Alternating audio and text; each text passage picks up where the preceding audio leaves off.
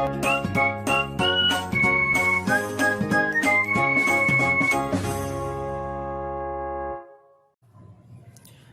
वालेकुम dear students, मैं हूं आपका host and teacher Samar Abbas और आप देख रहे हैं easy to learn YouTube channel. आज हम ऑर्गेनिक केमिस्ट्री का एक और बेसिक टॉपिक लेके आए हैं। इसको समझना बहुत ज़रूरी है और अगर आप इसको समझ सकते हैं तो फिर आप ऑर्गेनिक केमिस्ट्री को आसानी के साथ समझ सकते हैं। लेकिन अगर आप इस टॉपिक का कंसेप्ट आपको क्लियर नहीं है तो मुश्किल है कि ऑर्गेनिक केमिस्ट्री को आप मुकम्मल तौर पे समझ सकें। तो आइए चलते हैं और देखते हैं कि आज का हमारा टॉपिक है क्या। आज का हमारा टॉपिक है सब्स्टिट्यूएंट्स एंड ऑर्गेनिक कंपाउंड्स।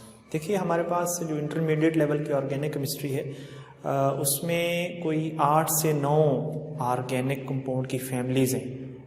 यहाँ पे कुछ लिखी हुई हैं, जैसे हमारे पास एक तो हाइड्रोकार्बन की फैमिलीज़ हैं, एक दो, जिसमें अल्केन, अल्कीन, अल्काइन और एरोमेटिक हाइड्रोकार्बन है। इसके अलावा उसमें मज़ीद अल्काइल हैलाइड की एक फैमिली मौजूद है, उसमें अल्कोहल है, ईथर है, फिनोल है, एल्डिहाइड है, कीटोन, ईस्टर और कार्बोक्सिलिक एसिड है। तो तकरीबन को 8 से 9 फैमिलीज़ हमारी इंटरमीडिएट लेवल की ऑर्गेनिक केमिस्ट्री में मौजूद हैं। ये जो ऑर्गेनिक फैमिलीज़ हैं, ये जो ऑर्गेनिक कंपाउंड्स हैं, ये बनते कैसे हैं, कैसे ड्राइव होते हैं? देखिए, एक ऑर्गेनिक कंपाउंड 2 चीज़ों से मिलकर बनता है। एक ऑर्गेनिक कंपाउंड 2 कंपोनेंट से मिलकर बनता है, एक तरफ फंक्शनल ग्रुप और दूसरी तरफ सब्स्टिट्यूएंट्स।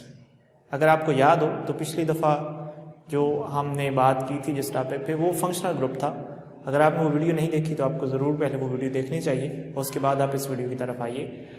उस वीडियो में हमने कुछ फंक्शनल ग्रुप्स का जिक्र किया था। हमने वहाँ से एक फंक्शनल ग्रुप उठाना है और उस फंक्शनल ग्रुप के साथ हमने सब्स्टिट्यूएंट अटैच कर देना है, तो वो हमारे पास ऑर्गेनिक कंपाउंड बन जाएगा। कैसे बनेंगे ये ऑर्गेनिक कंपाउंड, ये सब्स्टिट्यूएंट्स क्या है, आइए इस बात को समझते हैं। ये हमारे पास कुछ फैमिलीज़, ऑर्गेनिक कंपाउंड की फैमिलीज़ हैं। हम इनको ड्राइव करेंगे, हम इनको बनाएंगे और देखेंगे कि ये फैमिलीज़ कैसे बनती हैं, ये ऑर्गेनिक कंपाउंड बनते कैसे हैं। यहाँ पे हमारे पास कुछ सब्स्टिट्यूएंट्स हैं। सब्स्टिट्यूएंट्स क्या होते हैं? देखिए, एक फंक्शनल ग्रुप के साथ जो ग्रुप ऑफ एटम लगता है, उस ग्रुप ऑफ एटम को हम एक सब्स्टिट्यूएंट कहते हैं। हमारे पास कई सब्स्टिट्यूएंट्स हैं, लेकिन हमारी इंटरमीडिएट लेवल की ऑर्गेनिक केमिस्ट्री में कुछ ज़्यादा नहीं है, थोड़े से हैं। उनमें ज़्यादातर तो ये इस्तेमाल होता है अल्काइल ग्रुप। इसके अलावा बाज़-औक़ात फिनाइल ग्रुप भी कहीं कहीं पे उसका जिक्र है, या एलाइल, बेंजाइल या विनाइल ग्रुप आता है। तो पहले समझते हैं कि ये हैं क्या। ये है अल्काइल ग्रुप। बच्चों, जो अल्काइल ग्रुप है ये अल्केन से बनता है। जो हमारे पास हाइड्रोकार्बन है, सैचुरेटेड हाइड्रोकार्बन, जिनको हम अल्केन भी कहते हैं, तो ये अल्काइल ग्रुप अल्केन से बनता है। और कैसे बनता है? देखिए, सबसे पहले आपने कोई भी अल्केन ले लेनी है। बेटा, आपको पता होगा कि अल्केन जो है वो कार्बन की बुनियाद पे उनकी मुख्तलिफ टाइप्स हैं। अगर 1 कार्बन हो तो उसको हम मीथेन कहते हैं, 2 कार्बन हो तो उसको इथेन कहते हैं, 3 कार्बन उसके अंदर हो तो हम उसको प्रोपेन कहते हैं, 4 हो तो ब्यूटेन कहते हैं, 5 हो तो पेंटेन कहते हैं, 6 हो तो हेक्सेन कहते हैं, 7 हो तो हेप्टेन कहते हैं, 8 हो तो ऑक्टेन कहते हैं, 9 कार्बन हो तो उसको नोनेन कहते हैं, और अगर 10 कार्बन हो तो उसको डिकेन कहते हैं। तो ये जो हमारे पास 9-10 अल्केन हैं, इनमें से हम कोई भी अल्केन लेते हैं। मसलन हमने पहली अल्केन जिसमें 1 कार्बन होता है, जिसको हम मीथेन कहते हैं, हमने वो ली है यहाँ पे। अब हम करेंगे क्या कि इसके पास 1 कार्बन और 4 हाइड्रोजन है। हमने 4 में से 1 हाइड्रोजन यहाँ से रिमूव कर देनी है। तो जब हम 1 हाइड्रोजन रिमूव करेंगे तो ये हमारे पास पहले मीथेन थी। जैसे ही हमने 1 H रिमूव किया तो ये मीथेन से मिथाइल बन जाएगा। ये एक अल्काइल ग्रुप बन जाएगा, इसका नाम होगा मिथाइल। अगर आप मीथेन से 1 H रिमूव कर देंगे तो वो मिथाइल बन जाएगा। अगर आप इथेन से 1 H रिमूव करेंगे तो वो इथाइल बन जाएगा। अगर आप प्रोपेन से 1 H रिमूव करेंगे तो प्रोपाइल बन जाएगा। अगर आप ब्यूटेन से 1 H रिमूव करेंगे तो ब्यूटाइल बनेगा, एंड सो ऑन।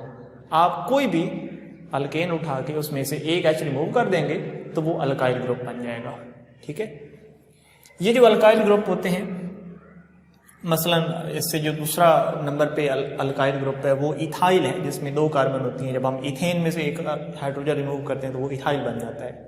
इनको हम सिर्फ अल्काइल ग्रुप या एन अल्काइल भी कहते हैं, ये इसको यानी नॉर्मल बाज़-औक़ात हम यूं भी कह देते हैं। मतलब फर्ज कर लें हमारे पास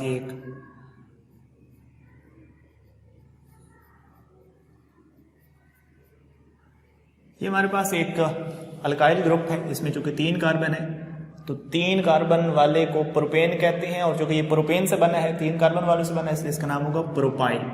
इसको हम प्रोपाइल कहेंगे।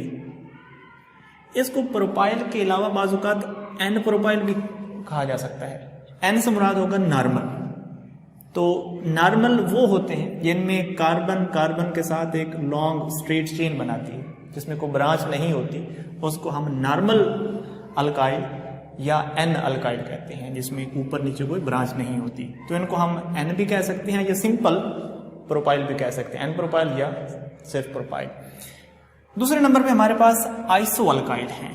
अब आइसो अल्काइल क्या होते हैं? अल्काइल तो वही है, उसी तरीके से बनेगा कि हम एक अल्केन में से एक हाइड्रोजन रिमूव कर देंगे तो अल्काइल बन जाएगा। लेकिन ये आइसो अल्काइल क्या है बेटा? आइसो अल्काइल उस वक्त बनता है जब आपके पास जो एक कार्बन की चेन है उसमें सारे कार्बन एक मुसलसल चेन में हूं, लेकिन एक कार्बन चेन से बाहर एक ब्रांच की शक्ल में मौजूद हो।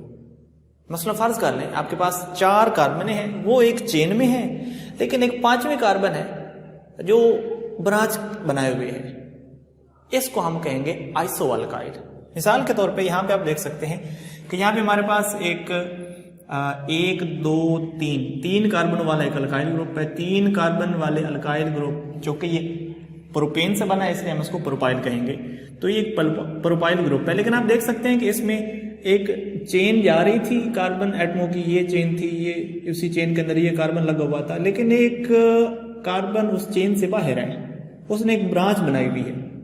तो अगर एक कार्बन बाहर हो तो उसको हम कहते हैं आइसो अल्काइल। अगर एक कार्बन चेन से बाहर हो, उसने चेन वो उस चेन के अंदर ना हो बल्कि अलग से वो कोई ब्रांच बनाए हुए हो, तो उसको हम कहेंगे आइसो अल्काइल। ठीक है, तो ये आइसो अल्काइल होते हैं। आमतौर पे जो आइसो होते हैं ना वो कम से कम 3 कार्बन से स्टार्ट होते हैं, यानी जिन अल्काइल ग्रुप के पास 2 कार्बन होंगे वो आइसो नहीं बना सकता, या जिसके पास 1 कार्बन है वो आइसो नहीं बना सकता। कम से कम 3 कार्बन होने जरूरी हैं, तब आप आइसो बना सकते हैं। तो आइसो बनाने के लिए करना क्या होगा कि आपको कोई भी अल्केन लेनी होगी और इस अल्केन में से एक एच रिमूव कर देंगे तो अल्काइल बन जाएगा। और आइसो बनाने के लिए आप वहां से एक जो ग्रुप होगा, एक कार्बन होगी, उसको किसी ऊपर या नीचे ब्रांच की शक्ल में जोड़ देंगे तो वो आइसो बन जाएगा। आइसो के बाद नेक्स्ट है न्यू अल्काइल। न्यू अल्काइल के लिए आपको कम से कम 5 कार्बन चाहिए, यानी कम से कम ये पेंटेन से बनेगा। इससे पीछे ब्यूटेन या प्रोपेन या इथेन या मीथेन से नहीं बनेगा। तो इसके लिए कम से कम आपको 5 कार्बन चाहिए होंगे। तो ये न्यू पेंटेन क्या होता है, या न्यू पेंटाइल क्या होता है? सादा सा पेंटाइल ग्रुप यानी अल्काइल ग्रुप है। इसके लिए आप एक पेंटेन लेंगे और पेंटेन में से एक एच रिमूव कर देंगे तो वो पेंटाइल बन जाएगा। लेकिन ये न्यू पेंटाइल क्या होता है? न्यू पेंटाइल के लिए इसमें सारी कार्बनें एक चेन में होती हैं, लेकिन 2 कार्बन आउट ऑफ चेन होती हैं। आपने देखा था कि आइसो में 1 कार्बन आउट ऑफ चेन थी, लेकिन न्यू के अंदर आप देख सकते हैं 2 कार्बन जो हैं वो आउट ऑफ चेन है। ये एक चेन है और 2 कार्बन आउट ऑफ चेन है, इन्होंने ब्रांच बनाई हुई है। लिहाजा ऐसा अल्काइल ग्रुप जिसमें 2 कार्बन आउट ऑफ चेन हो उसको हम कहते हैं न्यू अल्काइल। पेंटेन हो तो न्यू पेंटाइल, हेक्सेन हो तो न्यू हेक्साइल, ऑक्टेन हो तो न्यू ऑक्टाइल। ठीक है, अगर 2 कार्बन आउट ऑफ चेन हो तो उसको न्यू, और अगर सिर्फ 1 कार्बन आउट ऑफ चेन हो तो उसको आइसो कहेंगे। उसके बाद है सेकेंडरी अल्काइल। अच्छा, अब ये एक और चीज है, सेकेंडरी अल्काइल और टर्शियरी अल्काइल। ये सेकेंडरी अल्काइल क्या होता है बेटा? जब हम एक अल्काइल ग्रुप बनाते हैं ना तो हम अल्केन में से एक एच निकालते हैं, यानी ये हमारे पास एक अल्केन थी, मतलब मीथेन थी, तो हमने मीथेन में से एक एच रिमूव कर दिया था, जिसकी वजह से कार्बन की जो बॉन्डिंग थी वो डिस्टर्ब हो गई। अब कार्बन की वैलेंसी 4 है तो कार्बन को 4 बॉन्ड बनाने चाहिए, तो यहाँ 4 की बजाय 3 बने हुए हैं। तो चौथी जगह पे ये जो 4th प्लेस है इस पे यहाँ पे अटैच होता है कोई फंक्शनल ग्रुप, उसको मैं चले एक्स कह देता हूँ, कोई भी फंक्शनल ग्रुप यहाँ पे आके लग सकता है। पिछले टॉपिक में हमने पढ़ा था फंक्शनल ग्रुप क्या होते हैं, तो कोई भी आप फंक्शनल ग्रुप यहाँ आके लगा सकते हैं। तो इस तरीके से ये पूरा एक ऑर्गेनिक कंपाउंड बन जाएगा। ये हमारे पास अल्काइल ग्रुप प्लस ये हमारे पास फंक्शनल ग्रुप, तो ये पूरा एक ऑर्गेनिक कंपाउंड बन जाएगा। बेटा ये जो फंक्शनल ग्रुप है, ये जिस कार्बन के साथ अटैच होता है ना, उस कार्बन को हम अल्फा कार्बन कहते हैं। ये फंक्शनल ग्रुप जिस कार्बन के साथ अटैच होता है उसको हम अल्फा कार्बन कहते हैं।